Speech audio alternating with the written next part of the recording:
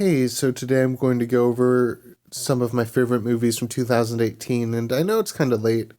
It's February 28th, 2019, but I figure, as long as you get in the first 2 months of the next calendar year, you're good. So today's the last day for that for me, and these are all my opinions, and obviously this is subjective, like favorite movies are subjective, so if you totally disagree with me or have a completely different order, that's obviously completely cool. And I'd be curious if anyone watches this, what they have on their list in the comments down below. And, I'll be talking about some movies pretty short just because there's so many, but some I'll do longer that I care more about. And all these movies I think are worth watching. Any movie I absolutely hated, I did not include on this list. So 26, A Simple Favor, is with Anna Kendrick and Blake Lively, and they are two friends that are very opposite. And there's a lot of like intrigue and a potential murder. So it kind of has a little bit of everything. It has some comedy, and they're very quirky characters. Like they are over dramatic and overacted almost, eccentric. And there's also like mystery comedy, a little bit of action. So it has something for everybody. And then we have Crazy Rich Asians, which is a family film. It's very family centric. It's a wedding and it's a romantic comedy.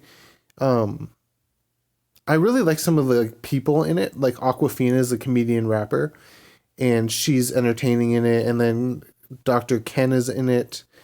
Overall, it's a little bit of a soft, mushy tale for my liking, but it was overall feel good, so I watched it. And then Cam is like the exact opposite type of movie.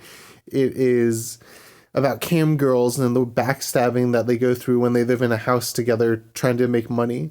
It is very R-rated, PG-13 to R. And yeah, I'd say it's not worth watching if you don't care about like cam girls, but if like you like kind of thriller, weird movies, then it's worth checking out.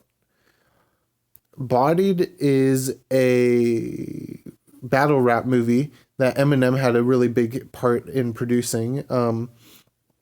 And it takes me back to my days of watching Soul Con and Roan and those punchlines in battle rap. And something that's nice about this movie is there are a lot of people in the industry in it, like Charlemagne the God, the rap radio personalities in it, Disaster's in it, Dumbfound Dead is in it. I think the main character is like a great casting. He's this pale redhead. He's a nice like juxtaposition to a lot of the more gangster characters, and he's a good actor, whereas his girlfriend is like the most annoying person on this entire list of movies, I'd say. My least favorite character, just because she's so over the top, like goody two shoes, just trying to always be the most PC she could possibly be, when in reality, like, there's battle rap going on, you gotta let the guys battle, or the girls battle. There's some female battle rappers also. So overall, not the greatest movie, but like how often do you get a battle rap movie? So that's awesome that Eminem chose to put that as a passion project. Like he didn't have to work on this. The writer is about a cowboy type of character, and there are a lot of horses in it. It's a drama. It's slow moving. It's probably the slowest movie on this list, but it's well done. Like it's a good story. And there are some people in the movie that the story was about. So that's different than like any other movie on this list. It's based on some of the people's lives that are in the movie. And there's some tragedy, there's some triumph, that kind of stuff.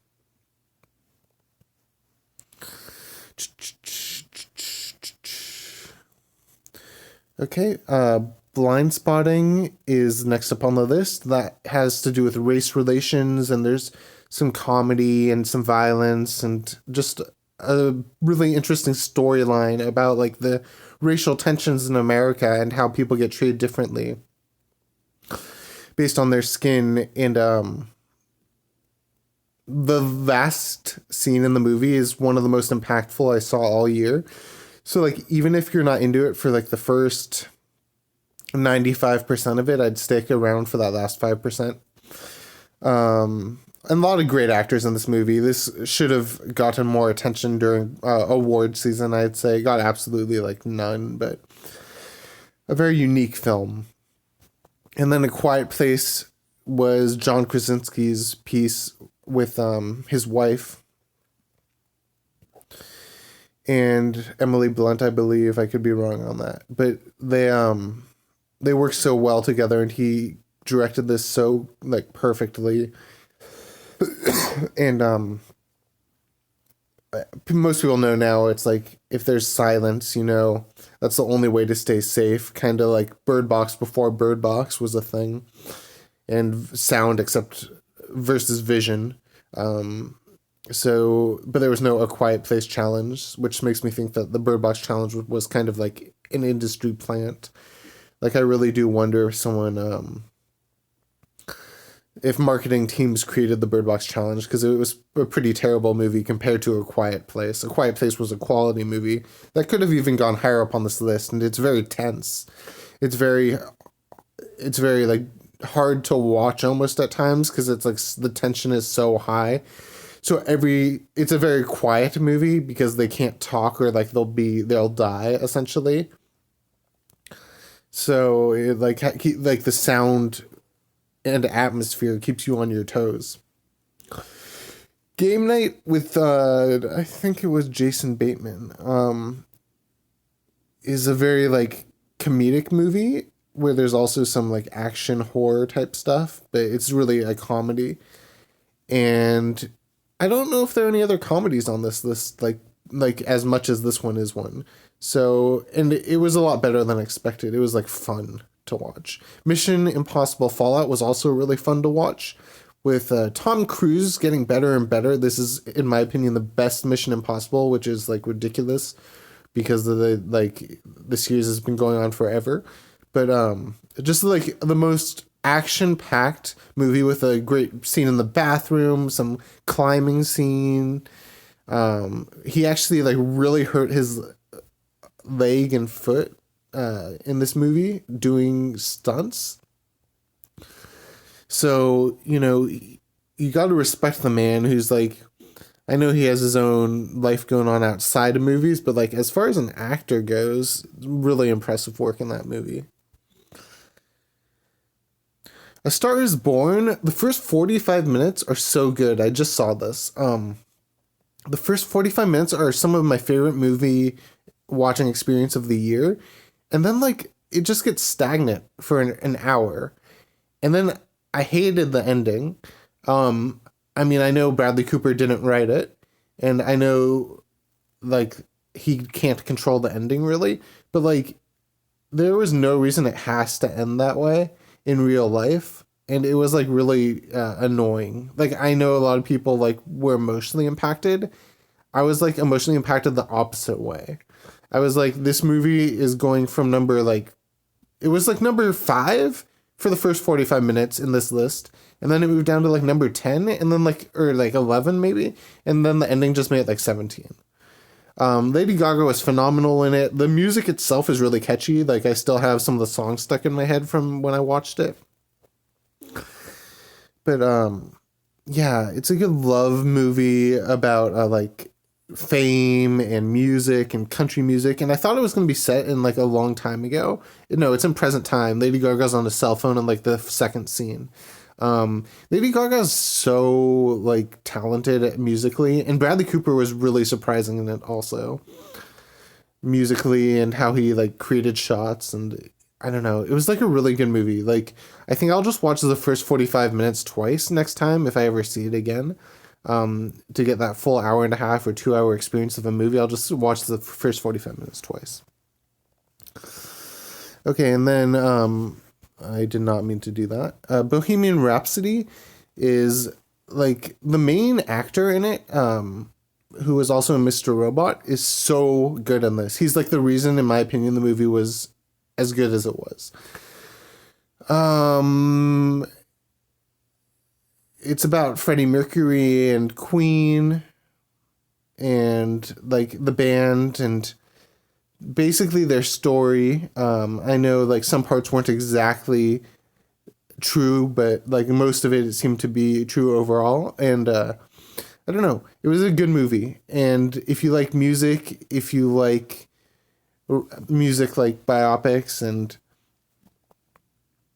yeah, that Live Aid scene in the end was probably why it's as high up on the list as it is. It's just like I really like the cinematography. It's a little jumpy at times. It won like an Oscar for like best editing, which is kind of ironic, but like the storyline, the acting were great. The editing was a little weird. Thoroughbreds is a story kind of in ways similar to the first movie I mentioned on this list with Anna Kendrick and Blake Lively.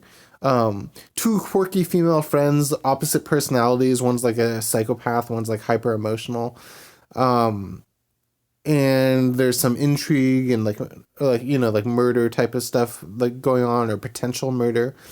And they're younger than the other two women. Like these girls are more like late teenagers, maybe early 20s. I don't quite remember. And I liked it, but like it didn't leave a really strong memory in my mind. Unsane is a really good psychological thriller, in my opinion. It was shot on cell phones, and it was Soderbergh, I believe, directed it or wrote it or something. And it's about this woman who gets put in a mental hospital, and like it's unclear what is true versus what like she just thinks because she's going insane. And like, are people out to get her or is she just out to get herself? It's really good. Like, I was surprised at like how much I enjoyed it. I guess I'm a sucker for psychological thrillers, but still, I didn't see much talk of it on people's favorite lists. And number 13 goes for that also. Like The Kindergarten Teacher with Maggie Gyllenhaal got no talking about. I think partly because it's on Netflix and people kind of shaft Netflix in that regard. But this was a really strong movie. Like, it had a lot of different things, whether you like poetry or teaching or crime. It was a slow movie, like it's a drama through and through. But it's about this teacher who is kind of stuck with how her poetry is going and her writing is going. And she just can't like make progress, and she really wants to impress her teacher and her peers in her class. But she's also a kindergarten teacher, and she finds this kindergartner who's like savant. He's like a genius, but no one knows it, and she's the only one who can grasp how good he is at poetry. So she wants to foster that in him so she can like leech off of it.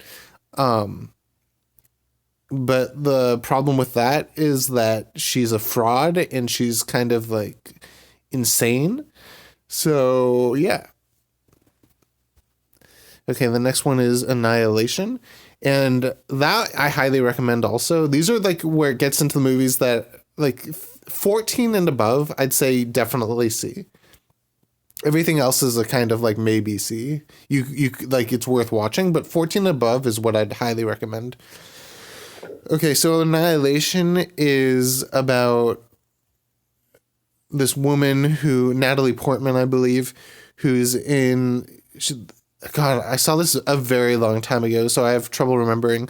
But it's like a alternative world within this world that has been created, and it's really magical, and there are all these crazy creatures, and it's really sci-fi. And everything is super trippy, and like the graphics and visuals in this movie were so amazing. And I just remember my mind getting blown over and over again in this movie, especially by the end. Okay, Love, Simon is about a gay teenager in high school coming to terms with who he is and also falling in love for the first time, and how people respond to him and how he like makes sense of the world around him as he's growing up. Black Mirror Bandersnatch. Okay, so Black Mirror is a series on Netflix, a sci-fi kind of thriller series. And I'd say this is not the strongest Black Mirror episode by far. Like, if you like sci-fi thriller type stuff, watch all the Black Mirrors on Netflix. They're all phenomenal. This one is so high up on the list because it does something that no other movie has done recently, which is a choose your own adventure. So they'll give you options on Netflix and you choose one or two each time. Like, they'll do basic ones like what type of cereal do you want, but then it escalates to things like, you know, that I'm not going to give any plot points away, but like that affect whether you like live or die type of things, or whether other characters live or die. Like, do you like do like there are two options and you get to choose over and over again. So it really makes you immersed in the movie. And there's so many different pathways that like I kept redoing the movie to see all the possible paths. It was fun. And it's also centering around video games. It's about this dude who is trying to build this video game and he needs it to work out, but he just like cannot get it to work for the life of him. Den of Thieves is a movie with 50 Cent about robbery that has no reason to be as good as it is. Let me like repeat that. It is a movie about robbery starring 50 Cent, and it got a 7 on IMDb. Like, no one ever talks about this movie, but if you like Heat, which is an old bank robbery movie, or you like The Town, which is a Ben Affleck bank robbery movie, watch Den of Thieves. It's a good movie for action and plot. Sicario, Day of the Soldado is not as good as the first Sicario, but it's still worth watching. It's kind of an action thriller movie with a lot of guns and shooting, but no shortage of plot points and characters. And high recommend on that. American Animals is also a heist type of movie, but it's interesting because there's a combination of interviews with real people who experienced this, because it's based on the true story, interjected with actual the film itself.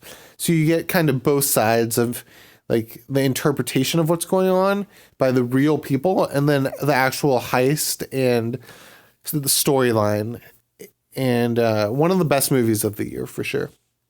Hereditary was creepy as hell, and I watched it once and it was really high up on my list, like number 2 or 3, and I moved it down because I can't force myself to watch it again, which means it's not worth it.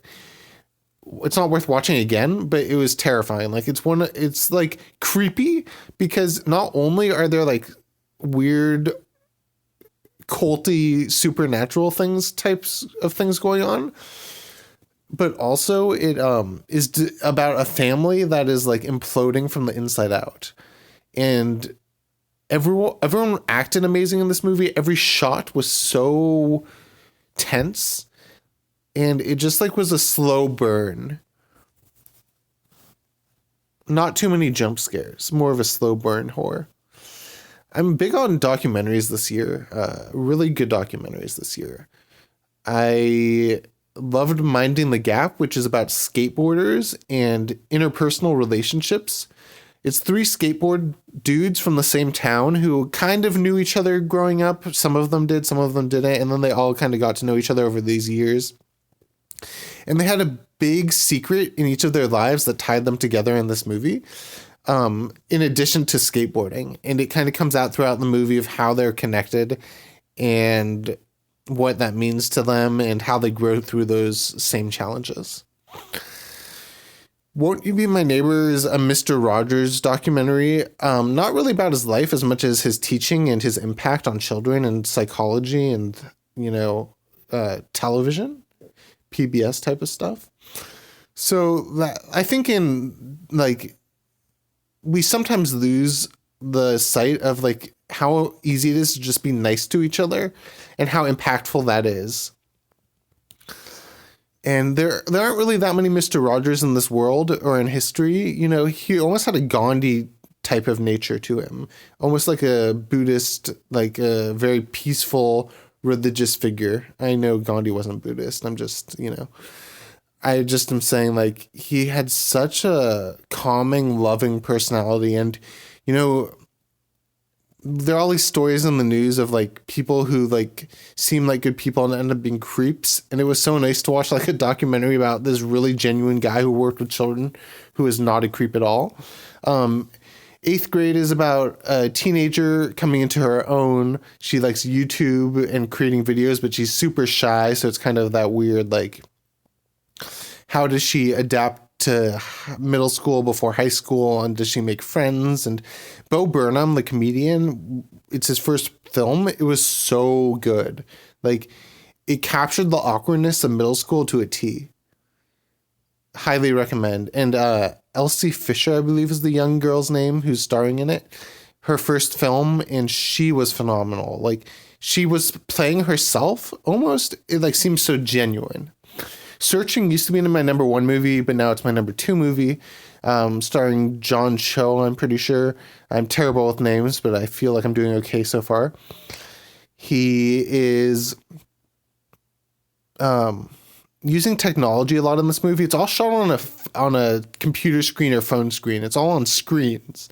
So it's very like technological, but like it's like a psych thriller drama where he has to find out what happens to his daughter because like she goes missing and he can't find her. There's like a lot of family elements about his wife and his daughter and his brother and so it's like a thriller, but there's also a movie within the movie, like, because there's all this text going on the side, like on, like, you know how on the YouTube there are all these recommended movies on the side or recommended channels and like, you know, videos. So like they created every single piece of content in this movie by scratch. So like every title they have on the side is something they create. So like they put in so much work into this movie. So that's one of the main reasons it's so high up. Now, my favorite movie of the year is Free Solo, starring Alex Honnold, by Jimmy and Shai. And Jimmy and Shai are like a married couple who also made the movie Meru, about climbing. They made that a few years ago. This is their new one. It's a character study on Alex Honnold, who decides that he wants to climb this ridiculous mountain without any ropes. It's probably one of the greatest, if not the greatest, physical and mental feats of all time. Like, it's insane what he does in this movie or tries to do. And yeah, he's like the super athlete with this amazingly calm demeanor, extremely humble, and just watching him like go after this insane goal is so mind-blowing that it's the number 1 movie of my year. And I made a video about the Free Solo Oscars acceptance speech on this channel already. So if you want to know more of my thoughts on this movie, you can check out that video. But highly recommend all these movies, especially the top 14 or so. And thanks for watching. Please feel free to leave feedback in the comments. Yeah, have a good day. Bye.